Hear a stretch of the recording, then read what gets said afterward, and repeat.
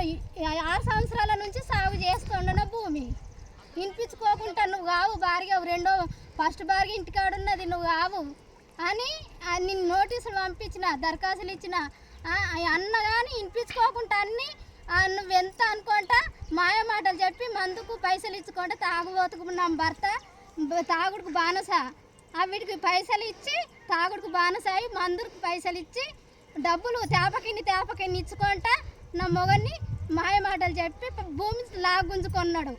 మళ్ళా ఈ CI DS తడగిన మాట్లాడితే నేను చేస్తలేను కబ్జలా నాకు ఏదో ఉత్తగా బటాయి చేయమని ఇచ్చిండు అని సిఐ చెప్తాడు.